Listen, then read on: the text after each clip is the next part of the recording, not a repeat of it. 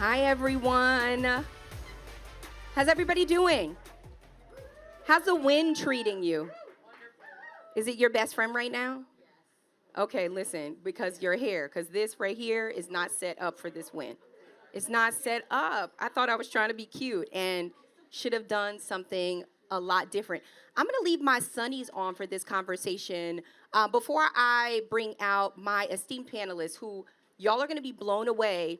How do y'all feel about people that talk to you in sunglasses? You're good? Okay, I have a trivia question from the audience. What's the first thing that people look at when they meet you in order to build trust in their minds? Is it your eyes or your hands? Guess what, you all? Research says your hands. Put your hands where my eyes can see so I know what you're doing. So I won't sit on my hands, but I'll cover my eyes. So that was just a little trivia just to warm you all up. Okay, panelists,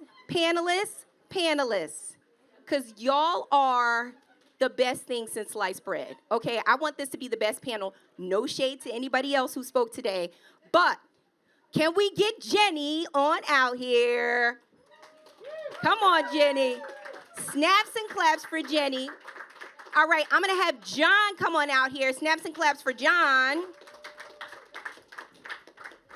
All right, Theresa. I'm going to have Theresa on out here. Snaps and claps for Theresa.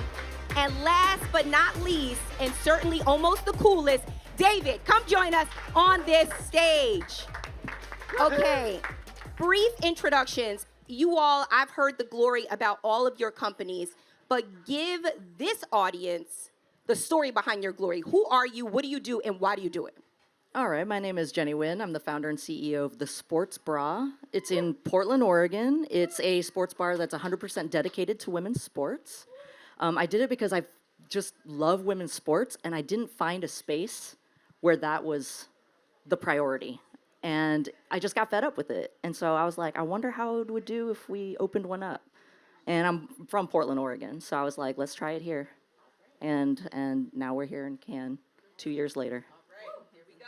Come on, Jon. I'm Jon Patricof, co-founder and CEO of Athletes Unlimited.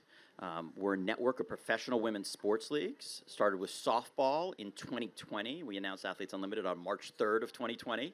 And since then, we've launched a professional women's volleyball league in the United States, professional women's lacrosse league, and a professional women's basketball league, and run 15 seasons, games on ESPN, and have built an incredible partnership with the athletes across the entire network. Athletes are involved as long-term profit participants, on the board of directors, and on what we call our player executive committee, where they help us literally week to week on every aspect of the league. So it's been an awesome journey. It's incredible to see this run, and great to see where we are right now. I'm Theresa Tran. I'm founder of a small solopreneur agency called The Offense. I'm ex-Nike, ex-Jordan. I used to be the director of communications at Jordan Brand, but 18 years ago I started my own consultancy, and I've been doing it ever since. This is actually a very strange full circle moment because I had breakfast with David. Tried to hire her. She said no. We had a job interview over breakfast. I worked with Jon when he was at NYCFC, and David Villa played for the club. And I also happen to be from Portland, Oregon. Jenny and I did not plan this, but I'm from Portland, Oregon, also a Vietnamese sister. And the fact that we're here on stage in Cannes is wild. I still want to hire her, but she won't come. She just won't come. I'm David Levy. I'm the co-CEO of a new sports marketing agency called Horizon Sports and Experiences. Prior to that, I spent 33 years at Turner Broadcasting, running their sports and their networks, advertising and distribution. So, been in this business a long time. I'm the only one that has really, really gray hair. So, but big believer, and we're putting our money where our mouth is right now at HS&E, and we're investing heavily in women's sports right now. We think the time is right. So, thanks for having us. Awesome. And I am Rakia Reynolds, founder and executive officer of Skai Blue Media. We are a strategic comms agency, and I am also an advisor for Deep Blue. Snaps and claps to the Deep Blue team. Thank you for having all of us and building this beautiful experience alongside Axio. So we're going to jump right onto it. Jenny, I'm going to start with you because you're sitting right next to me and I can feel your energy. We close. Right. Okay. So you started this very innovative experience, right? And the first destination to do what you are doing with the sports bra. Did you ever imagine that in addition to it being this experiential, immersive experience, that it would also be a transformative experience for people? Absolutely not. Like, honestly, I thought I was just opening a place for people to come celebrate together, watch women's sports and celebrate fandom. Like, simple. So that was like the main key. That's what I built it all around. I was like, okay, let's just take a sports bar, decor it out with like women's memorabilia, just put the female athlete first. No men's sports on the walls. No men's team flags up, all women's teams flags up. And then have the TVs tuned into women's sports 100%. That was my goal. But before the doors even opened, it was very clear that this idea, this concept, resonated with people in a much deeper way than just women's sports. And the thing is, that intersection, we've talked about this before, that intersection where women and sports collide is like the Big Bang, where every atom, every particle that ripples out from there touches every part of our lives, culture, food, music, love, art, all of those things. And so when we opened the sports bra, it was like, okay, I opened it because of, representation, access, and, just to celebrate fandom. And what ended up happening was, people came in, they felt seen, represented. They felt like, valid. Some old athletes that had played prior to Title IX, they felt validated for the first time coming into a space that was like made for them, it felt like, right? And so those were things that I wasn't anticipating to happen. And what's amazing is that has become the backbone why the sports bra matters so much. It's not just, what we put at the front end, which was women's sports, but everything that represents. Was it hard to find content? Yeah, so we opened in 2022. We have 5 TVs, and we had a hard time. And so we're dedicated to playing women's sports, and we had a hard time finding enough content to keep the TVs full. And so there were days and moments where we would either turn the TV off, like 1 or 2 TVs off, or we would let it go into like that screensaver mode or whatever, and people would ask, and we'd be like, honestly, we were using it as a platform, because if we showed replays or something like that all day long, people might have the assumption that women's sports is always on TV. Like, there's plenty of content, there's not a need. So for us, we were just like, let's turn the TVs off and have everybody be like, why is the TV off? Guess what? There's tons of women's sports on right now playing, but ain't nobody showing it, right? So, and that's changing. Like now, we don't have enough TVs. We don't have enough hours in the day. It's awesome. And for that to happen in 2 years, pretty dreamy. Snaps and claps to you. And if you're just tuning in, just so you all know, the title of this panel is New Business Models Propelling Women's Sports. And if that's not a new business model, I don't know what is. So snaps and claps to you, Jenny, for building that. Jon, I want to hop on over to you, right? Snaps and claps. I love audience participation. You run a network of leagues, which is comprised of softball, lacrosse, volleyball, and basketball. So I'd love for you to talk about the business behind it. So explain to us the power of network and how you partner with athletes at the onset. So in 2018, I was running NYCFC, the men's soccer team in New York, and I was just struck by the popularity of women's soccer players in the United States and the fact that the NWSL had not been invested in nearly as much as the MLS, and I'd seen how it had grown, and I was like, this is just incredibly obvious that women's sports is set to rise. We went out, looked at opportunities that were in the landscape, and my partner and I, really driven by him, he said, listen, if we're going to go do this, we got to start from scratch, and we have to invest at the right level with the right amount of capital. People have historically always underinvested in women's sports and expected outcomes that are similar to men's sports. Leagues that have been around for 50 or 100 years, but also where owners are willing to tolerate losses because it's investment, but every time there were losses in a women's league, it was because, oh, that's it. That's like, they're losses. They're money losing. So total double standard, and we said, listen, we're going to go do this from scratch. We're going to launch Athletes Unlimited. We were prepared to put a lot of capital to work and also do it at scale.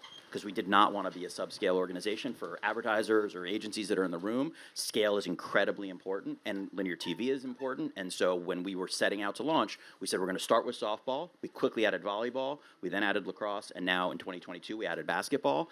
And now we have across our 4 leagues over 150 games a year, 70 of which are broadcast with ESPN in a new deal that we just signed for 2 years. So of those 70, about 55 of them are on linear TV. So you need to invest at scale. We're in a different phase now.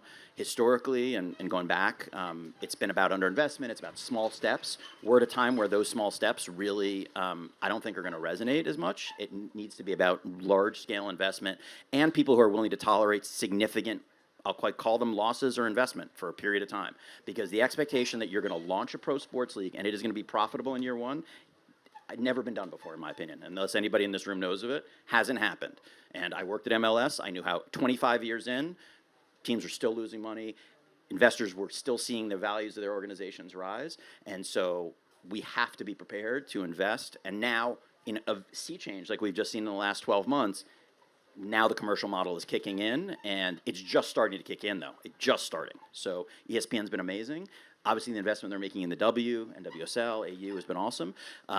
Brands are starting to step in, but we are still just at the beginning. So it's very exciting. And as entrepreneurs, it's all about the future, right? It's all about building for the long term. And I love that you talk about linear TV, Jon, because if you can't see it, you can't be it. And the revolution shall be televised. So I appreciate you talking about that. Theresa, I want to come on over to you because you said something earlier. You said there's women's sports and you said there's women in sports. And as someone who has such a fascinating background, such as yourself, working with some of the most prestigious brands, I'd love for you to talk to everyone about why you think women's sports has been dominating the headlines as of late, because we know that, you know, there's now some media equity as it relates to women in sports and women's sports. We've seen the headlines, you know, just popping up over the past year. So would love for you to double click a little bit on why you think that is, and also if you have any insights or predictions for us in that arena. So like you said, there's women's sports and there's women in sports, and I fall much more in that latter category because I did not grow up playing sports at all. I grew up in a very traditional Asian household where it was academics over athletics, and your job defined your success, the end. So I did not play sports growing up, so I really leaned into a career in marketing in sports. Also naturally because I grew up in Portland, Oregon, where Nike was in my backyard. But having been this woman in sports for the past 28 years and observing the industry, I don't think it was an overnight thing. I think it's always been there. It just didn't have the attention and the resources and the commitment and the investment that it has now. But I think in the last couple years, there's kind of been this really interesting perfect storm of things that have happened to propel this industry. And what female athletes are doing, they've been doing. They've been breaking barriers. They've been breaking records. They've been doing amazing feats on and off the field and off the court. But there was the notion of the girl dad. You know, thank you, Alexis. Thank you, Kobe. Thank you, Jon, for bringing your daughter here. So it was the notion of this girl dad, right, that really kind of helped boost all possibilities for young women and girls. There's more women in boardrooms. Now women are in positions of power to be able to put dollars where they believe it belongs. And there's also men that we needed to advocate for us who simply by showing up and speaking out, right, has helped propel this industry. And then I also think the pandemic, to be honest with you, even though it really crippled the world, it really level set and reset everything, where during this time, I mean, Jenny's business was born during COVID, right? During this time, you know, more women have found better work-life balance because of hybrid work schedules.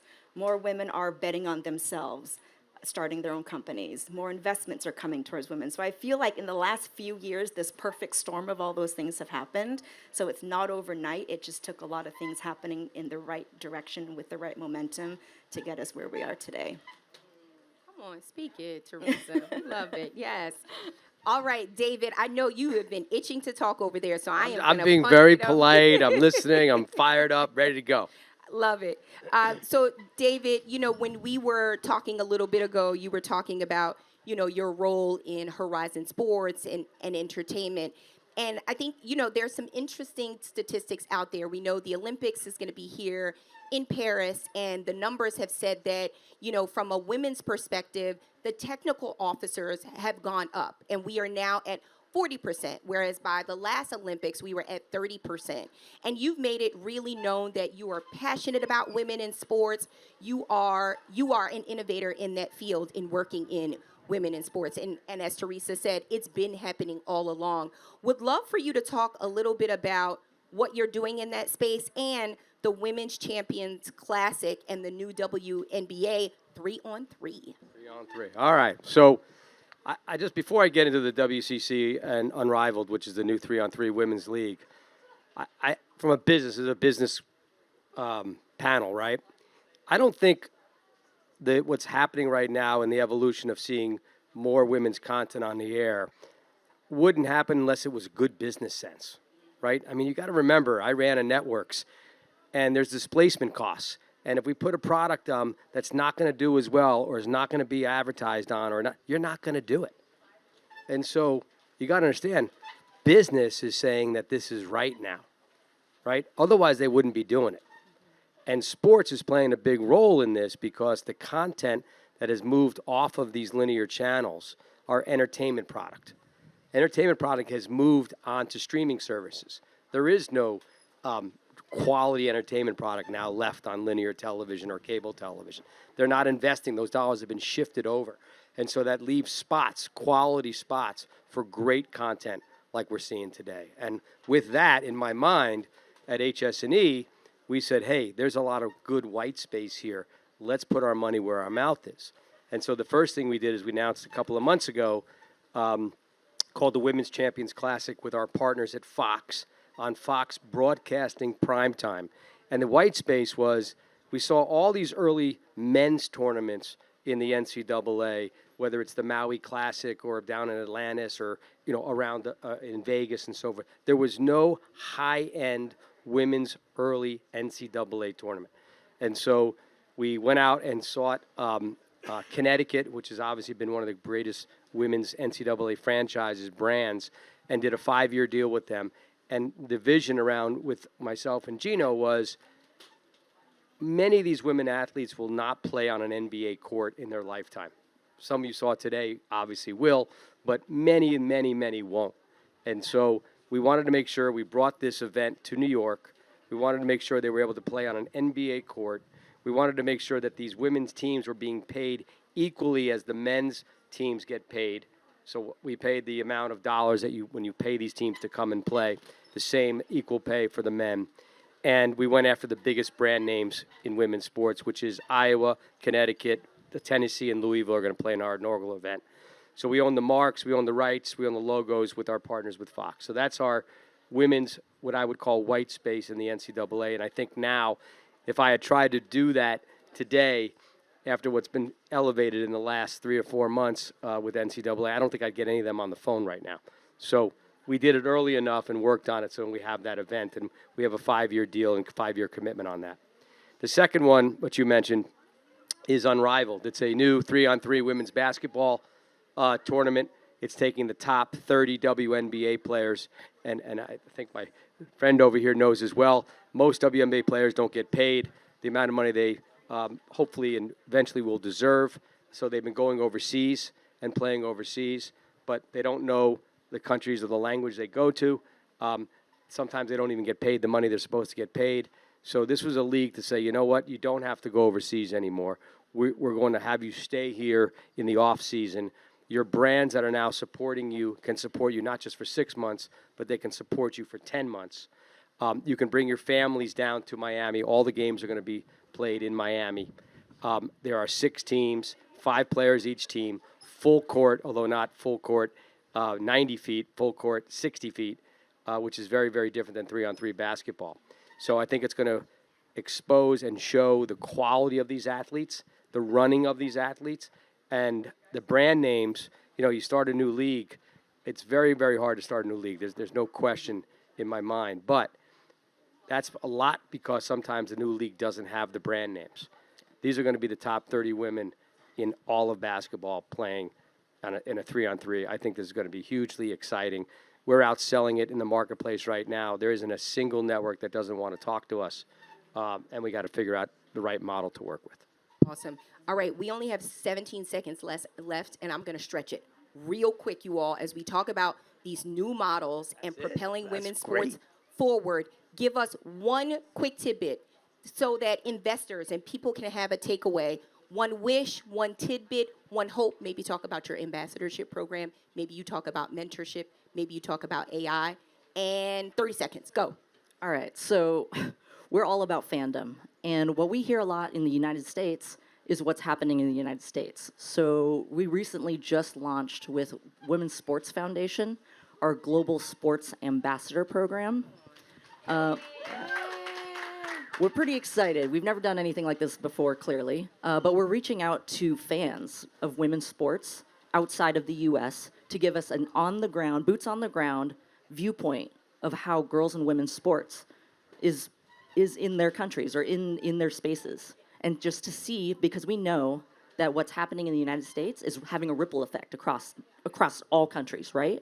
And we want to know what the fandom is like and how it's impacting girls and women in other ways also, but starting with sports. So I'm super excited about that. Fandom. All right, John, real quick, 30 seconds. So we love basketball, love soccer, but we are incredibly excited about softball right now. We just announced a major expansion of our presence with Athletes Unlimited Softball League. That sport is massive at the college level, 1,500 games a year on ESPN. Sports like softball, lacrosse, and also volleyball, which you've heard a little bit about, we're heavily invested in and big believers in. And so keep your eyes open for those sports. Yeah, awesome. Exciting. Just say softball. Theresa, come on. Bring us on home. And then David, we're going to end with Okay, you. so my job has actually taken me to 93 countries in the world. Woo! Come on. And even though there's a lot of progress that still needs to be made in America, I feel like a lot of other countries are very far behind. So I would love for us to collectively create this playbook/blueprint, if you will, and really get other young women in other countries. Because when I travel and I meet young girls, they're like, how do I get a job in sports? It just doesn't even seem possible to me. And if we, all of us in this room, created somehow a program that was able to recruit and educate and mentor these young international women around the world, that would be my dream. Awesome. I love it. All right, David, bring us on home. Sports betting. Bet on sports. Bet on women's sports. That's what people are doing right now, and that's why ratings are growing. People are betting on women's sports. Continue to bet. All right. Give it up for the panelists. Thank you so much for your time.